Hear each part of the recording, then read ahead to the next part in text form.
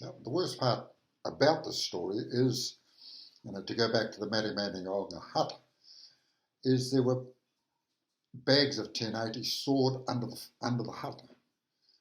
There was 1080 pellets scattered all over the little bit of grass outside the hut around the picnic table. And so on. And we think the scattering was caused by the possums and rats carrying the 1080 away. But, should never, that sort of thing should never happen. Yeah. Well, there's no antidote, and this is extremely ecotoxic chemical for any breathing creature. Mm. So it seems the height of recklessness to have it stored under a hut. Well, that's what we thought at the time. You just would not do that, because a rat will empty it and carry it into the hut.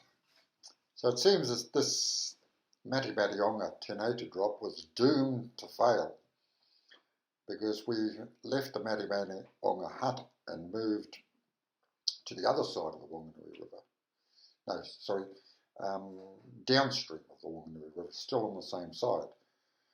And we were awaiting the 1080 drop, and it was postponed for a few weeks. And we didn't at the time know why it was postponed.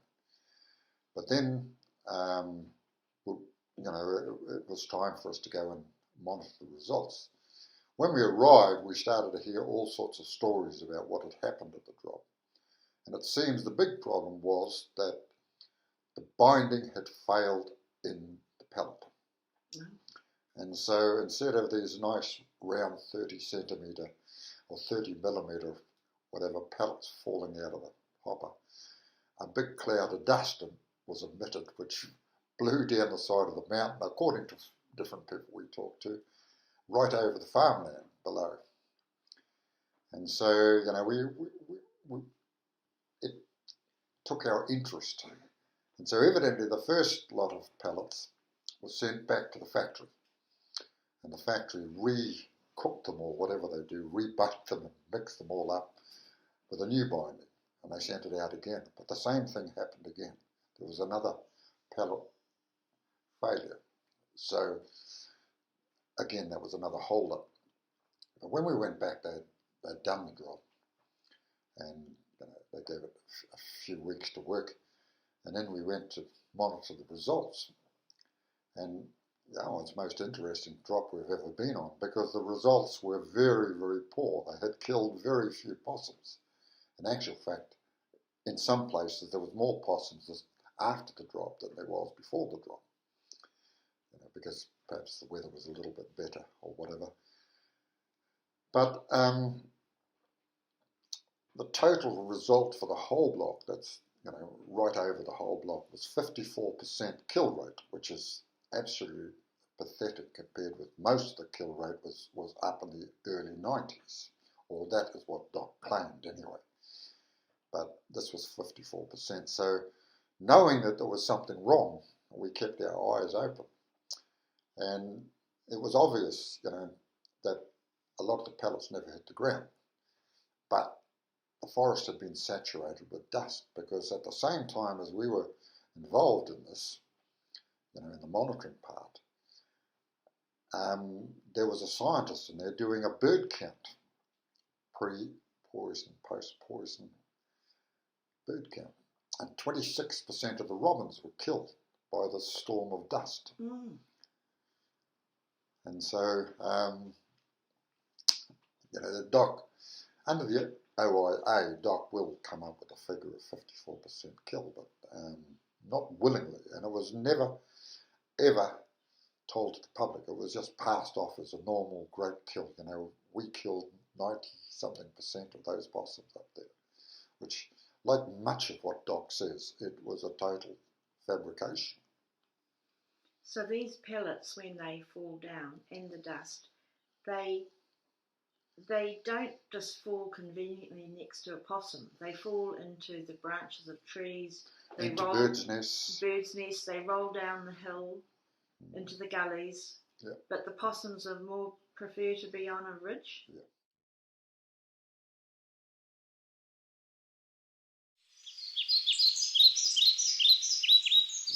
most of the gullies at that time of the year, which is early winter or late autumn and so forth, can be quite damp, and so the possums avoid the gullies unless they have to go in there. And so the ridges are where you get your kills. So what's your conclusion from this experience, Graeme? This, your first-hand life experience of seeing these 1080 operations back then? Well, just recently there's been a survey done, on New Zealand, and we've lost 40% of our biodiversity and our bird life in the last 50 years. Yes. And that, sort of tallies exactly with the beginning of our large 1080 drops on our forest. The loss of diversity is linked, in the time frame with the beginning, of the use of 1080. And they're only just finding that out, and they're saying, well, what has caused this? Well, for us people who lived, during that time in that forest, we saw it all. No longer was there a dawn chorus. You could sleep right through to 9 o'clock after these drops.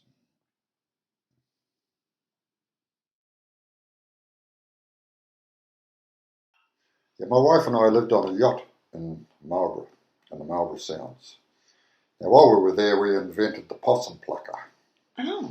And took out the patent for it, and then we went around and showed it all the shows and that sort of thing. And one thing led to another. I met some people that thought that in Marlborough they should have a training school for young pest controllers. Not so young, some of them as well. And so we decided to start a school, and we did. It was started under the auspices of the Tai Rawhiti Polytech in Gisborne, who already had successful courses run. So we started this course and started to teach young people pest control. Very interesting, and it was the most successful course in Marlborough that they'd run, for the simple reason that at that stage it was before 1080 really, well, 1080 was around, but Doc was still employing trappers, for jobs, smaller jobs and that sort of thing. And so, all of our students got jobs. They found it very easy to get jobs. But then, not long after that, Doc decided to just, blitz everything. So what year was it that the blitzing started and the trapping contracts sort of died? Well, we could still get and place our trappers out to about 2004. Oh, yeah.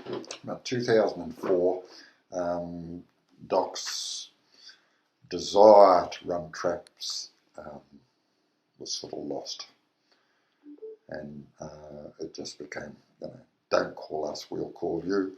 We're going to poison everything anyway. And so that's what happened.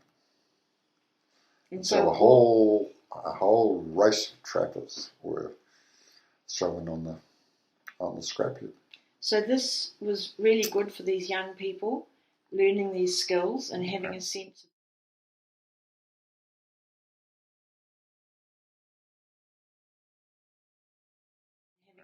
of purpose and involvement with the bush. Absolutely. There's always young people that will never settle into a city. City and trouble go together for them. And so they were passed on. Some of our students were passed on by the judge. Right. And so forth, the local police and so forth. And they turned out all to be wonderful trappers. It's just that we provided an interest and a way of making a living and keeping out of trouble. A sense of purpose. And a sense of purpose. They loved it. And you'd think that this would still be a viable option. Yeah, well, it is, but there's no jobs out there, I'm going to say Doc discourages trappers of all kinds of description. Like Moehow was a trapping block. Yeah. They had They cut grid squares all over the mountain, and they ran trap lines, and it was very successful. And people were quite involved, and they loved the work that they were doing. And so one morning they woke up, the doc said, "Get out and take your traps, we're going to poison." And so there was another race of people. In the Coromandel we need jobs. And we need jobs, certain jobs for certain people. And we lost that. Remember that at 2013 drop, meetings in the local hall, and it was quite perplexing for the local people and the hapu who hadn't been consulted, why there was such a push when that mountain had been covered in trap lines. Yeah, and a lot of work cutting traps, tracks, and that sort of thing. A lot of work, and the mountain was controllable, by the good old-fashioned method. It's been done twice now. Well, do you think, have you heard of any trapping training schools starting up lately? No. Without jobs, I think Tai Rawhiti itself that ran the original course, I haven't heard that they have run any more courses. Unless there was private landowners who would, hire professional trappers. That's an option, maybe. Yeah. But, well, that's, that was good work you did back then. It was one of the most therapeutic courses. Then you saw these young people sort of come in kind of down and out and go out the other end with a sense of purpose and achievement and a direction. Yeah, I still, through Facebook I connect up with the odd ones still. Aye. And so they always remember those great courses we ran. That's terrific. So Graeme, can you talk to us about what you know as a trapper about the behaviour of these animals and how the poisoning paradigm is like so disconnected from understanding the behaviour of these animals? Well, the poison paradigm at the moment is about every 4 years they decide to do a massive 1080 drop on an area and then leave it for 4 years and so forth. Now that drop, the pellets land in the streams, in the wet, soaking wet bush, and in a lot of places, they land on the hillside and the pellets roll all the way down into the streams. There's a lot of places that they land that, possums have no access to it and so forth. During that time of the year when they poison, which is winter, the possums mainly stick to the ridges because a possum, being a fur-bearing animal, cannot afford to get wet. And so, wet fern or any of that sort of thing they avoid. So trappers know this, and so trappers trap the areas where they know that the possums are going to be. Right. Now, if the possums, have moved onto a new food source like the pine pod, they will travel for miles to get pine pod when it arrives. And so it's a waste of time having the traps anywhere else except, on the tracks to the pine pod. And so, a few weeks later, the pine pollen stops. It's no longer a food for the possums, and the willows start to shoot. So they then go to the willows. They then move to the willows, and a good trapper can work all year in a different part of the forest and be successful because every part of the forest's got a different time. I think it's a biblical saying, isn't it? There is a time for... Yeah, there is a season for everything. Yeah, a season for everything and a time for every purpose under heaven. That's a time right. to trap possums. Yeah, and a time to rest. Yes, so the possums sort of migrate around different food sources. They don't migrate. They always, keep their home, where they live. And they have a den. But they will move, quite long distances, from that den to anything that's within reach. And they, particularly in farmland, they will travel for quite a few miles to get to a food source. So if they see a nice field of turnips, what might they do? Well, first of all, you look up and you see the turnip crop. After the first frost, it's ripe or turns sweet. Then, day by day, you look at that same turnip crop and you notice white patches where the head's been eaten off the turnip and it's eaten down. It looks like a little moon. And day by day, week by week, these patches grow bigger and bigger and bigger until quite a portion of the crop has been eaten by possums. Now you can continue to catch possums, on that crop as long as the crop is still growing. Well, is still in the ground. And it's there's orchards, there's all sorts of things. Clover is another attraction. You trap the bush edge, and it's the clover that the possums are all out in the paddocks feeding on the clover and different things. So they really live on the margins of the forest. That they will find any food source they can. Yeah, I think 60% of the possum population lives on the margin of a forest. So all this poisoning of the deep, remote forests, obviously they can't do that over farmland. So that's where possums continue to breed on the edges and move backwards and forwards. Trappers are the ones that get those. Mm.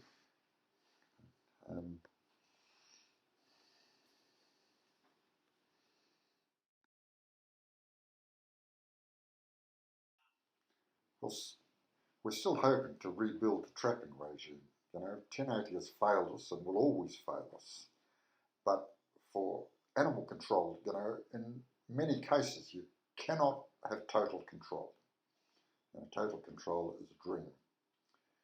But you can influence the numbers of animals, which makes, living for the forest or the native birds, viable. See, in England they have what they call, what's the name? What do they call those guys that look after the forest? Gamekeepers. Gamekeepers. They have gamekeepers. My great grandfather was one. Yeah. In Britain, Scotland and Wales they have what they call gamekeepers. Now the gamekeeper's job is to take this piece of territory and maintain control on the animals that would damage the other animals. And so they never ever managed to wipe out all the foxes or all of this or all of that and so on. They more achieve a balance. Right. So that all of the desirable creatures like pheasants and ducks and so forth continue to thrive. And the population of wild animals stays at a steady level. Neither one outdistancing the other. Now that is what we can achieve in New Zealand. That's realistic. That's realistic, but total pest control? Well, to me, that's the eradication model. It's colonial. It's the extermination model. And it doesn't work. And nature doesn't work like that. No. And what you're talking about is more biodiversity balance. Because we've already got mopok and ruru and karearea who will eat rats. There is a food chain of management already. Nature sometimes just needs a little hand. It doesn't need a murderous bunch. The likes of Mangatau tree. They set that Mangatau tree up. They fenced it. They spent about $55 million. That was in the old days. Now it's much higher now. And every year they pour more millions into keeping Mangatau tree pest free. Now because there's several dozen streams running down the hill, pest free is a dream. Because where you've got water escaping from the mountain, you have got animals going in by those same channels. Right. Not only that, they found that the moreporks were bringing rats in for the young ones. Oh. And all sorts of things, And now Mangatau tree would have just about as many pests inside the fence as outside the fence. Is that so? Now, if they took Mangatau tree and put 4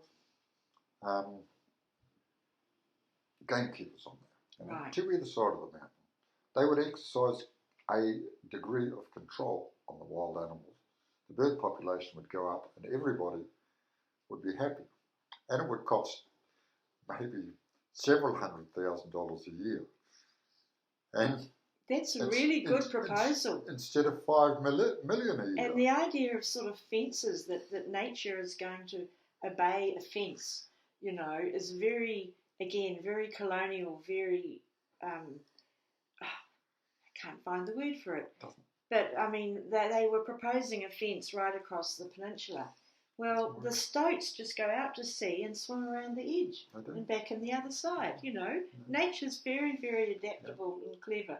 And what nature does is send a log down the stream, which tears a whole section of fence out, and every pest there is in before you can stop. And so, you know, live with what we've got, but if you need to influence the population, you have a vigorous young men who are good at what they do, and they can train. An army of gamekeepers. An army of gamekeepers. Make them responsible for a section of forest. It's far cheaper. Sounds like a plan. Far more effective, and it provides work. That's what we need. Work for young men. Healthy outdoor work. Yeah. Not sitting in front of PlayStations and stuff like that. Yeah, they could build 4 little cabins, 2 on either side of that mountain, and, you know, Trav could have his family there, and that could be his, you know, like England, the gamekeeper is there for a lifetime. They often have a lifetime job on one property. Well, I reckon this is a great note to end on, a vision of a positive future. Yeah. Thank you, Graeme. Roll on the gamekeepers. Roll on the gamekeepers.